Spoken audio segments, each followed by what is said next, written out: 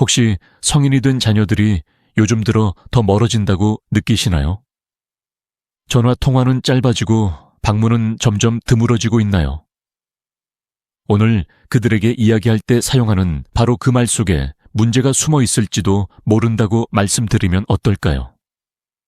오늘 저는 노부모가 성인이 된 자녀들에게 절대 해서는 안 될 5가지 독성 문구를 공개합니다. 그리고 믿으세요. 이번 문구는 너무나 해로워서 자녀들이 여러분과 영원히 연락을 끊게 만들 수도 있습니다. 저는 수년 동안 바로 이러한 의사소통 단절로 어려움을 겪는 가족들을 상담해왔고, 겉보기에는 무해해 보이는 이러한 문구들이 어떻게 조용히 관계를 파괴하는지 직접 목격했습니다. 이 영상이 끝날 때쯤이면 여러분은 어휘에서 어떤 독성 표현을 제거해야 하는지, 그리고 그 대신 소중한 가족 관계를 회복하기 위해 무엇을 말해야 하는지 정확히 알게 될 것입니다. 너무 늦기 전에 말이죠. 하영 씨에 대해 이야기해 보겠습니다. 그녀는 서울에 사는 72세 과부로 지난 몇 년 동안 그녀의 3명의 성인 자녀들이 최선을 다했음에도 불구하고 점점 더 멀어지는 이유를 이해할 수 없었습니다. 가족 모임은 긴장되었고 전화 통화는 짧았으며 그녀의 초대는 자주 거절당했습니다. 하영 씨는 너무나 많은 희생을 감수하며 키운 자녀들에게 버려졌다는 생각에 마음이 아팠습니다. 막내딸과의 가족 상담에 참석하기 전까지 하영 씨에게는 획기적인 순간이 없었습니다. 치료사는 하영 씨가 정기적으로 사용하면서 자녀들을 밀어내는 특정 문구를 지적했습니다. 하영 씨는 충격을 받았습니다. 그녀는 자신의 말이 그렇게 큰 피해를 주고 있는지 전혀 몰랐습니다. 그것들은 모욕이나 명백한 비난이 아니었습니다. 많은 나이 든 부모들이 파괴적인 힘을 깨닫지 못한 채 사용하는 흔한 표현들이었습니다. 하영 씨가 대화에서 이러한 독성 문구를 확인하고 제거하자 가족 관계의 변화는 놀라웠습니다. 불과 3개월 만에 자녀들은 더 자주 전화했고 방문은 더 잦아졌으며 수년 동안 그들의 상호작용을 특징지었던 긴장은 사라지기 시작했습니다. 오늘 저는 하영 씨와 자녀들의 관계를 거의 파괴할 뻔했던 바로 그 문구, 지금 당장 여러분의 가족 관계를 조용히 침식하고 있을지도 모르는 바로 그 문구를 여러분과 공유합니다. 이러한 관계 파괴자들을 살펴보고 대신 무엇을 말해야 하는지 알아봅시다. 독성 문구 1. 내가 너를 위해 해준 게 얼만데 성인이 된 자녀들에게서 고마움을 느끼지 못하고 이 말이 튀어나온 적이 있나요? 그 유혹을 이해합니다. 하지만 관계 심리학자들은 이 표현이 부모가 사용할 수 있는 가장 파괴적인 형태의 정서적 조종 중 하나라고 경고합니다. 노스웨스턴 대학의 저명한 가족 치료사인 김재현 박사는 이 문구가 자녀와의 관계에 즉시 거래적인 관점을 만든다고 설명합니다. 부모가 내가 너를 위해 해준 게 얼만데 라고 말할 때 그들은 본질적으로 점수판을 유지하는 것이라고 그는 말합니다. 이것은 자연스러운 부모의 보살핌을 자녀가 결코 갚을 수 없는 빚으로 바꾸어 감사보다는 원망을 낳습니다. 부산에 사는 76세 은퇴 회계사인 나재현 씨는 아들이 더 이상 그의 전화를 거의 받지 않는 이유를 이해할 수 없었습니다. 드물게 함께 저녁 식사를 하는 자리에서 나재현 씨는 아들의 대학 교육비를 자신이 지불했던 것을 다시 언급하며 내가 너를 위해 해준 게 얼만데 적어도 일주일에 한 번은 전화해야 하는 거 아니니? 라고 말했습니다. 그의 아들은 마침내 폭발하여 이러한 죄책감 유발이 수년 동안 그를 밀어냈다고 밝혔습니다. 나재현 씨는 자신의 연락 시도가 실제로 아들을 더 멀어지게 만들었다는 사실을 알고 큰 충격을 받았습니다. 가족 상담사의 지도를 받아 나재현 씨는 죄책감을 이용하는 대신 자신의 실제 감정과 필요를 직접적으로 표현하는 법을 배웠습니다. 죄책감을 이용하는 대신 내 목소리가 정말 듣고 싶어. 더 자주 연락할 수 있으면 좋겠어. 일요일에 전화하는 게 내 스케줄에 괜찮을까?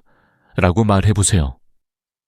이 접근 방식은 자녀에게 빚을 지거나 조종당한다는 느낌을 주지 않고 여러분의 바람을 전달합니다.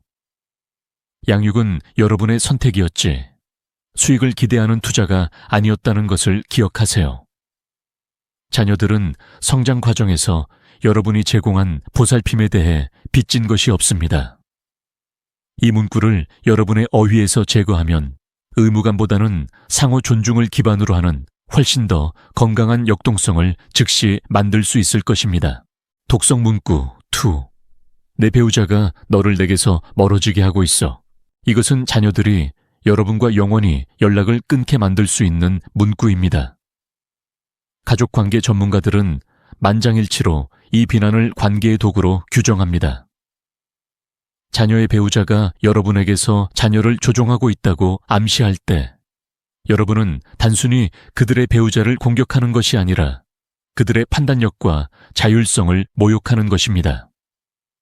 가족 시스템 연구소 소장인 오보람 박사는 이 진술이 성인 자녀들에게 부모에 대한 충성심과 배우자에 대한 충성심 사이에서 선택하도록 강요하는 극심한 스트레스를 유발하는 이길 수 없는 상황을 만든다고 설명합니다. 이러한 선택을 반복적으로 강요하면 필연적으로 부모-자녀 관계가 손상되거나 파괴될 것입니다. 인천에 사는 68세 할머니인 김보람 씨는 이 교훈을 어렵게 배웠습니다. 그녀는 끊임없이 아들의 아내가 아들의 방문을 막고 있다고 암시했습니다. 사라가 너랑 나랑 시간을 보내는 걸 싫어하는 게 분명해. 또는 결혼하기 전에는 이렇게 행동하지 않았잖아. 와 같은 말들은 김보람 씨에게는 무해해 보였습니다. 그녀가 깨닫지 못한 것은 아들이 이러한 말들을 아내와 공유하여 그들의 결혼 생활에 엄청난 긴장을 조성했다는 것입니다. 상황은 김보람 씨가 가족 모임에서 며느리를 아들을 훔쳐갔다고 공개적으로 비난했을 때 정점에 달했습니다. 그날 밤 그녀의 아들은 그들이 관계에서 휴식이 필요하다고 설명하는 문자 메시지를 보냈습니다. 그 휴식은 18개월 동안 지속되었습니다. 김보람 씨는 휴일, 생일, 그리고 첫 손주의 탄생을 놓쳤습니다. 아들과 며느리 모두에게 전문적인 상담과 진심 어린 사과가 있은 후에야 치유가 시작될 수 있었습니다. 이제 김보람 씨는 관계를 약화시키는 대신 그들의 결혼 생활을 지지하기 위해 의식적으로 노력합니다. 자녀의 배우자를 비난하는 대신 나는 너희 둘 다 너무 소중해.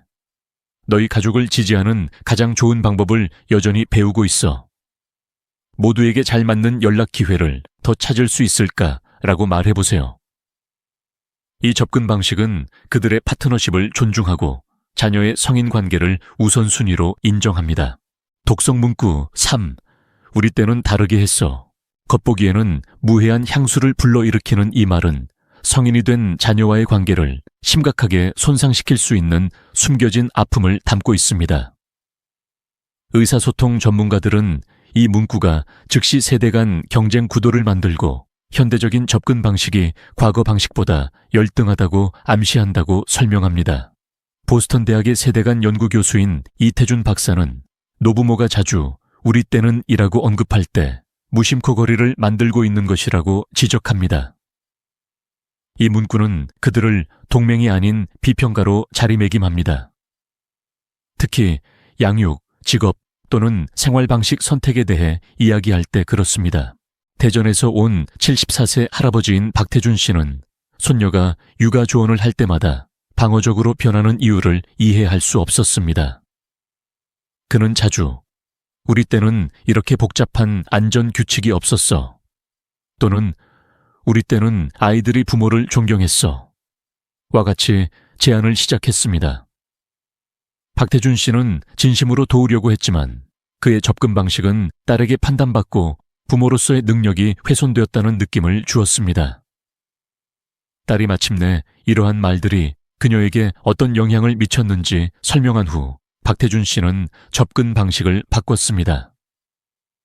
그는 비판하는 대신 현대적인 육아 기술에 대해 질문하기 시작했습니다. 그는 특정 관행이 왜 바뀌었는지에 대해 진정한 호기심을 보였습니다. 그들 사이의 긴장은 점차 사라졌고 그에 따른 때때로 그의 전통적인 지혜를 받아들이는데 더 개방적이 되었습니다.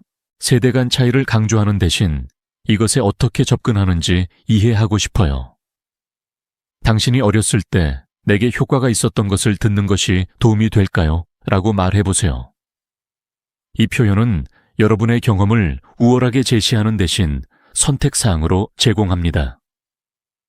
여러분의 목표는 수정이 아닌 연결이어야 한다는 것을 기억하세요. 성인이 된 자녀의 결정을 존중할 때 그들은 여러분의 관점을 훨씬 더 가치 있게 여기고 자발적으로 여러분의 의견을 구할 가능성이 높습니다. 독성 문구 4. 너는 절대 방문하지 않아, 전화하지 않아. 외로움을 느낄 때 이러한 단정적인 말들이 사실처럼 느껴질 수도 있지만 관계 상담사들은 그것들이 관계 파괴자라고 경고합니다. 절대 또는 항상과 같은 단어를 사용하는 것은 현실을 왜곡하고 즉시 자녀를 방어적으로 만듭니다. 가족 심리학자이자 가족관계 치유의 저자인 윤은주 박사는 너는 절대 방문하지 않아 와 같은 단정적인 말들은 성인이 된 자녀들에게 이길 수 없는 상황을 만든다고 설명합니다.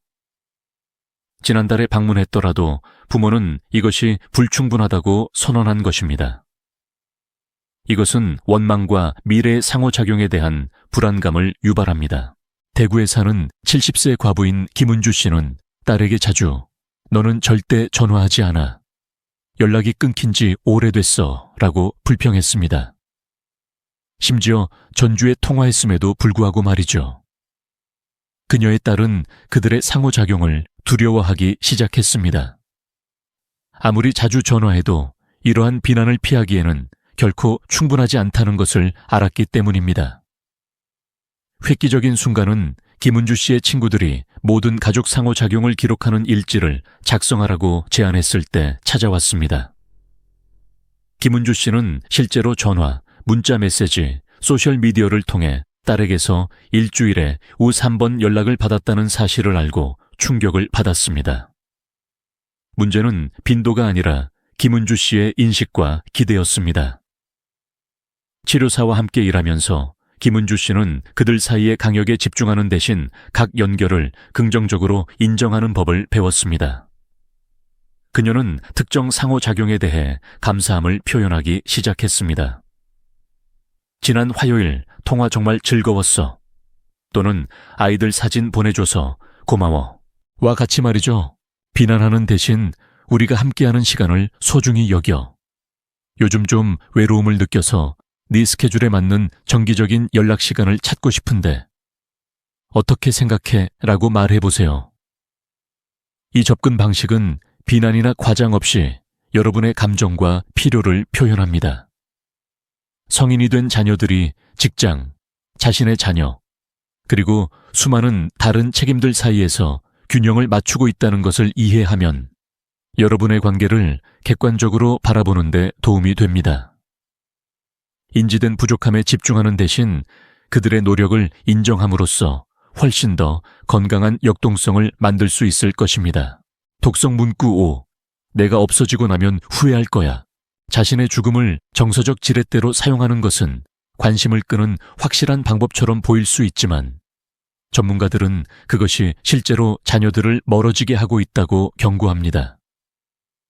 이 문구는 죄책감, 조종, 그리고 두려움을 독성 혼합물로 결합하여 신뢰를 손상시키고 불안감을 유발합니다. 미시간 대학의 노인병학자이자 가족상담사인 로빈 박사는 노부모가 자신의 죽음을 위협으로 사용할 때 그들의 임종 주변에 트라우마적인 연관성을 만들고 있다고 설명합니다. 더 많은 연결을 유도하기보다는 이러한 말들은 종종 성인 자녀들이 정서적 조종에서 벗어나려고 시도하면서 회피를 유발합니다. 광주에 사는 78세 할아버지인 물로빈 씨는 자녀들이 가족 모임에 참석할 수 없거나 그의 조언에 동의하지 않을 때마다 글쎄, 언젠가 나는 없어질 거고 그때 가서야 내 말을 들었어야 했다고 후회하겠지. 또는 내가 죽으면 나랑 더 많은 시간을 보내지 않은 것을 후회할 거야. 라고 말하곤 했습니다. 그의 자녀들은 정서적 협박이 견딜 수 없다고 생각하여 그와의 상호작용을 제한하기 시작했습니다. 상황은 물로빈 씨의 장남이 마침내 그에게 맞서 이러한 말들이 가족에게 어떤 영향을 미쳤는지 설명했을 때 바뀌었습니다. 전문적인 도움을 받아 물로빈 씨는 잊혀지거나 하찮게 여겨지는 것에 대한 정당한 두려움을 표현하고 있었지만 파괴적인 방식으로 표현하고 있었다는 것을 깨달았습니다. 그는 베일에 가려진 위협을 통해가 아니라 직접적으로 연결에 대한 자신의 욕구를 전달하는 법을 배웠습니다. 자신의 죽음을 무기화하는 대신 이러한 가족적인 순간들은 내게 너무나 소중해. 앞으로 몇 달 동안 더 많은 추억을 함께 만들 수 있기를 바라. 라고 말해보세요. 이것은 조종이나 죄책감 없이 연결에 대한 여러분의 바람을 표현합니다. 질 좋은 관계는 의무감이나 두려움이 아닌 상호 존중과 이해를 바탕으로 구축된다는 것을 기억하세요. 여러분의 자녀들은 미래의 후회에 대한 두려움 때문이 아니라 여러분과 함께하는 것을 즐기기 때문에 여러분과 시간을 보내고 싶어 할 것입니다. 이러한 문구에 숨겨진 위험, 이 5가지 문구가 특히 위험한 이유는 그것들이 얼마나 흔하고 겉보기에는 무해해 보이는가입니다. 그것들을 사용하는 대부분의 나이든 부모들은 자신이 어떤 피해를 주고 있는지 전혀 모릅니다. 그들은 진정으로 정당한 우려를 표현하거나 단순히 대화를 나누고 있다고 믿습니다. 하버드 의과대학에서 실시한 신경과학 연구는 이러한 문구가 왜 그렇게 해로운지 밝혀줍니다. 조나단 헤이스 박사는 사람들이 사랑하는 사람으로부터 이러한 종류의 비난적이거나 조종적인 말을 들을 때 그들의 뇌는 신체적 위협과 동일한 스트레스 반응을 유발한다고 설명합니다. 시간이 지남에 따라 이것은 회피 패턴을 만들어 본질적으로 그 사람에게 스트레스의 원인과의 접촉을 제한하도록 훈련시킵니다. 이것은 많은 성인 자녀들이 이러한 문구를 사용하는 부모와의 의사소통을 점차 줄이는 이유를 설명합니다. 부모를 버리려는 의식적인 결정이 아니라 정서적 고통에 대한 자연스러운 심리적 반응입니다. 좋은 소식은 이러한 패턴을 인식하는 것이 그것을 깨뜨리는 첫 번째 단계라는 것입니다. 의식적으로 이러한 독성 문구를 더 건강한 대안으로 대체함으로써 손상된 관계를 즉시 회복하기 시작할 수 있습니다. 오랫동안 지속된 의사소통 습관을 바꾸는 것은 쉽지 않습니다. 특히 자동적인 반응이 되었을 때는 더욱 그렇습니다. 가족 치료사들이 권장하는 실용적인 3단계 접근 방식이 있습니다. 첫째, 자기 인식 연습을 하세요. 이러한 독성 문구 중 하나를 사용하려고 할 때 어떤 감정이 그것을 유발하는지 주목하세요. 외롭거나 과소평가받는다고 느끼거나 두려운가요? 근본적인 필요를 파악하면 그것을 더 직접적으로 표현하는 데 도움이 될 것입니다. 둘째, 말하기 전에 잠시 멈추세요. 이러한 문구 중 하나를 말하고 싶은 충동이 느껴지면 심호흡을 하고 의식적으로 더 건강한 대안을 선택하세요. 처음에는 어색하게 느껴질 수 있지만 연습하면 자연스러워질 것입니다.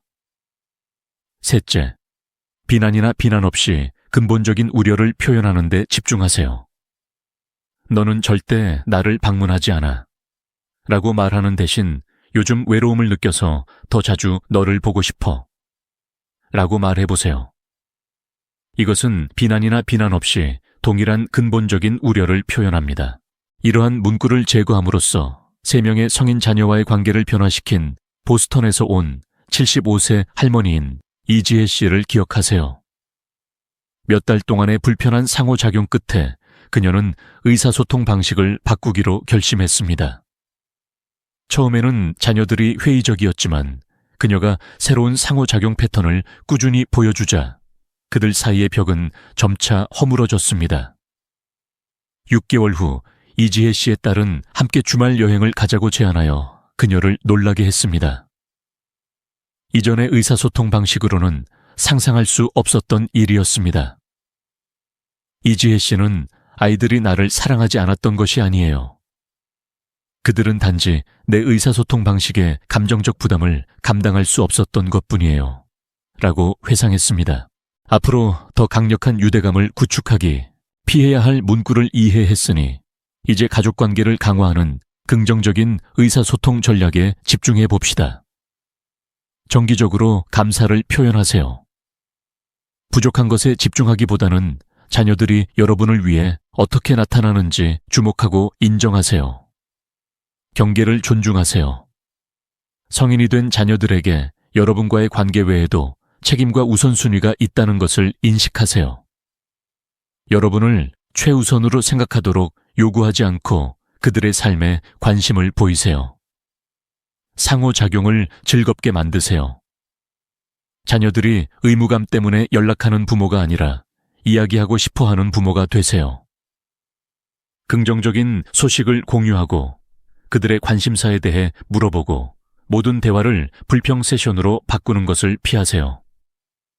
판단 없이 지지를 제공하세요. 자녀들이 조언이나 도움이 필요할 때 도움을 줄 수 있는 사람이 되세요. 하지만 여러분의 권고와 다르더라도 그들의 결정을 존중하세요. 모든 역사적인 가족 관행을 유지하려고 고집하기보다는 모든 사람의 변화하는 삶에 맞는 새로운 전통을 만드세요. 현재 상황에 맞는 모임을 만드는데 협력하세요. 독성 문구를 제거하면서 이러한 긍정적인 전략을 실행하면 의무감이나 죄책감보다는 상호 존중과 진정한 연결을 기반으로 하는 가족 관계를 만들 수 있을 것입니다. 이제 성인이 된 자녀와의 관계를 조용히 파괴하고 있는 5가지 독성 문구를 알게 되었고, 그 대신 사용할 수 있는 실용적인 대안도 알게 되었습니다. 의사소통 패턴을 바꾸고 관계를 재건하는데 결코 늦지 않았다는 것을 기억하세요. 자녀와의 관계는 이러한 노년기에 더 강력하고 의미 있게 성장할 수 있지만 의식적인 노력과 적응하려는 의지가 필요합니다. 자신의 의사소통에서 이러한 문구 중 하나라도 인식했다면 자책하지 마세요. 인식은 긍정적인 변화를 향한 첫걸음입니다. 오늘부터 제거할 문구 하나와 연습할 건강한 대안을 선택하여 시작하세요. 자녀들은 즉시 언급하지 않더라도 그 차이를 알아챌 것입니다.